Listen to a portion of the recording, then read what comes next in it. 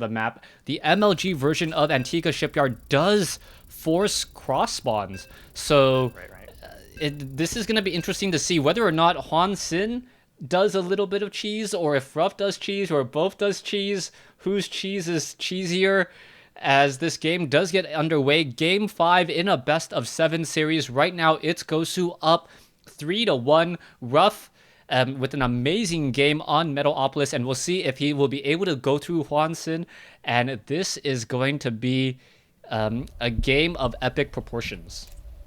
Yeah, we've got vVv Ruff spawning as the blue Terran in the western position here, and on the eastern position we've got ItsGoSu Wansin spawning as the red Protoss player. And I think it needs to be mentioned again, you mentioned that cross spawns are basically forced here on MLG. So Ruff knows he spawned in the western position, that Wansin is in the east. And that makes it so that any sort of proxy play is going to be that much more effective. He can place those buildings that much closer to Wansin without having to do any sort of scouting right off the bat. A lot of times cheese is just not very powerful. If you do have to scout some, we get a little bit of lag here. But the fact that you don't have to scout at all, you know right where your opponent is going to make it that much more effective. And Wansin immediately is going to be scouting around his base with his first probe there, placing down that pylon. Really like that move. Yeah, really, really smart of Hansen to scout out and make sure that there isn't a barracks or a bunker or anything crazy happening inside his base. He did lose a little bit of scouting time, but going up against Ruff, you know that it's something you need to do, and we'll see what strategy comes out from Ruff, as Ruff goes for a refinery first. Now, I don't know if you remember a couple of weeks ago, Ruff did play against HoSu on this same map. HoSu, a Protoss player, and I believe the spawning locations were the same as well. And what Ruff did was he did a double starport, double banshee play without cloak, and then used the southern position here as a remote repairing field for those banshees, and HoSu wasn't able to really defend against it. And we'll see if that's going to be the same strategy this time around, as gas first does normally mean you are going to go very heavy into tech. And we have an immediate Nexus first here from Wansin, so he's not screwing around. He is going for a heavy macro style here, or at least a two-base play. He's pretty famous for doing those two-base pushes and placing down that Nexus before he even gets his gateway. So maybe metagaming Ruff a little bit here, but we'll see whether he's able to get his economy up and running and fend off any sort of cheese play that Ruff might be going for. Yeah, what's going to be important for Hansen is if he gets enough stalkers, or perhaps even a forge for 1 to 2 photon cannons. Those photon cannons do attack quickly. They have superior range, but stalkers are really the unit that you're going to be looking for, as we now see Ruff going for that factory. He has not built his second refinery yet, but I do believe he will be doing so in just a moment if he does want to go into that double starport that I imagine him going.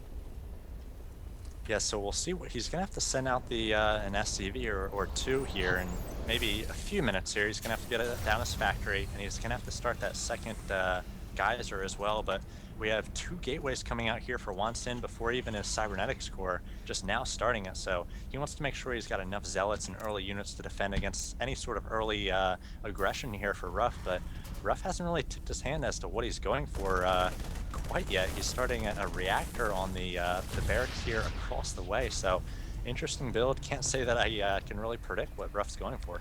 Yeah, he may be trying to go for Hellions, and this would be a really, really strange opening. The fact that if there is an observer, the observer is not going to spot this, and the fact that the Hellions will be coming from a rather weird angle. Now, Ruff is probably just going to try to capitalize on the fact that he knows exactly where his opponent is. This is going to be a 16 Nexus followed by double gate.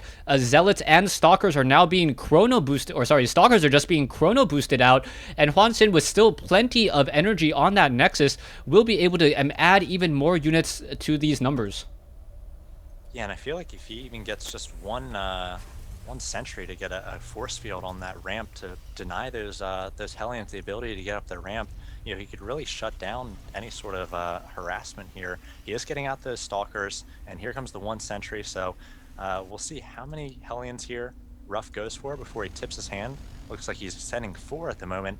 And Wansin is going to be taking the center watchtower. Ruff being very careful to go around, and he's microing these Hellions perfectly. And Wansin not going to see this coming at all. He's sending these units across the way. These Stalkers going to be out of position entirely. It's just 1 sentry and 1 Zealot back at home trying to defend. There's the force field, going to deny those Hellions from getting up into the main. And now trying for a surround with these probes. The Hellions doing a ton of damage, already taking down a number of probes. 8 workers have gone down, and there are more on the way, lining them up for Wansin. No more force fields. 1 Hellion does go down.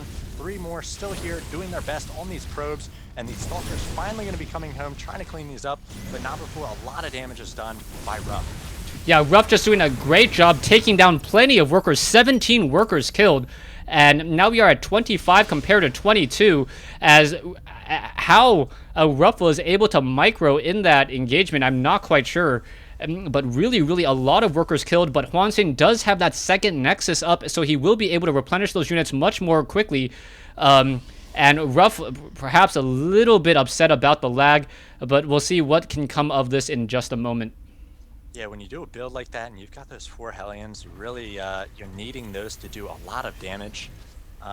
Lag can definitely be frustrating, because it seemed like we were lagging a little bit earlier, and then the lag just kicked in right when he was trying to micro there. But a nice surround there with the probes by Wansin. He's able to limit the damage that Ruff was able to do. And now Ruff coming in again with another 4 Hellions. He was able to immediately focus down some important sentries. So really making it so that Wansin is not able to mass a lot of sentries here. It can be a very powerful unit against any sort of Marine and Marauder play in the mid game here. But Ruff looks like we'll be going for regular bio play, working off of 3 racks at the moment, and it's going to be coming out with medevacs as well, still not showing any signs of expanding. Yeah, this is really strange. Hwanseng's going to take a look around, and he's going to try to figure out what his opponent is going, and he's not going to spot the reactor and the starport. Hwanseng just looking around, trying to figure out where exactly the factory is, where the reactor was. Perhaps he thinks it was in the center at this time. But as soon as medevacs start joining in on this fight, I think Hwanseng's going to have a very nasty surprise. A command center finally being built by Ruff. There is a group of Marines. Stim pack has already been completed. Combat shield is now being researched as mass Marines in order to try to counter, but we are going to have Hellions now being built straight inside the base, and Hwanseng does not see this. Yeah, so let's talk about, so far Ruff has lost about 8 Hellions, and if you bring up the units lost tab, you can see that it is 8 units, 800 resources, so just lost those Hellions, as Wansin going to spot this factory now with the probe and the pylons here. And Wansin has actually lost 21 workers, 1,500 resources, so Ruff is definitely ahead in units lost, but the fact that Wansin went for that Nexus first really makes it so that he can absorb those losses, and Ruff's expansion is going to be so late here. These guys are still pretty even in this game. Yeah, what's going to be important is that the combat shield will be ready in just the right amount of time. It's going to be a mass Marine army against a lot of sentries. Hwanseng does not nearly have as many sentries as he would like, only down to 4 at this point, as a couple early sentries were taken down by those Hellions. You can see the Marines making their way across the field. How much damage are they going to be able to deal before that one Colossus does come out? Hellions are being trained straight inside the base to try to bait away units, as we are perhaps going to have a drop straight up, or an elevator drop into the base in just a moment. Are we going to have an elevator drop? Not quite sure. Yeah, we had the stem there, and Ruff wasn't able to do anything with it, so not quite sure what he's doing here. He just used a lot of energy. Another stem, and again, he's not really engaging with these Marines very well. And as you mentioned, that Colossus about to come out. It's going to be the perfect counter to just this mass Marines. Number of force fields do go up, making a lot of those Marines susceptible to those Zealots in the front. We get a pickup, and now a drop here.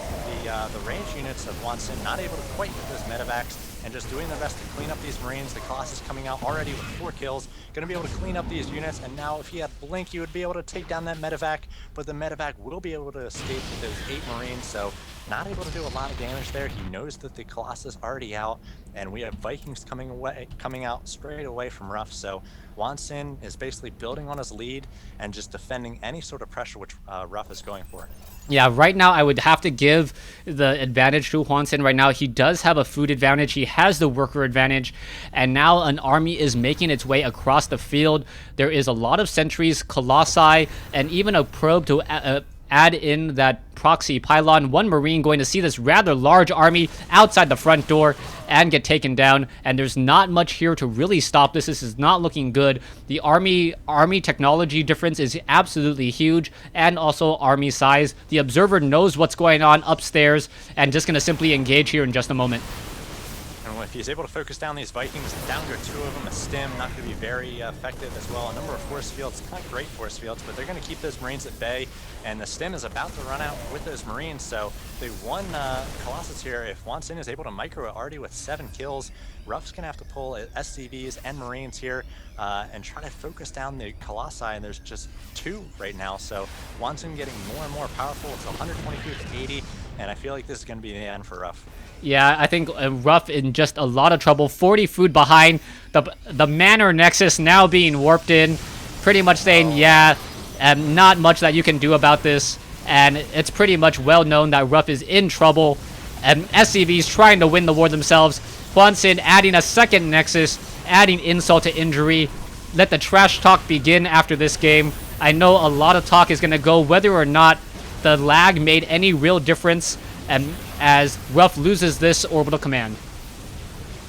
Yeah, no cancel there on that Nexus, so Wansin just giving away minerals at this point, continues to throw down this Nexus, and Ruff doing his best to fight back here, but he really has no answer for the Colossi, as a nice force field goes up there, really limiting the surface area that Ruff's able to get, and Ruff dropping outside of his base with a number of units here, but I really can't imagine that he thinks he's still in this game. The SCVs basically going to their death now, and 3 Colossi out, and just more and more reinforcements coming for Wansin, 124 to 50. Ruff's gonna have to GG out of this one any moment now.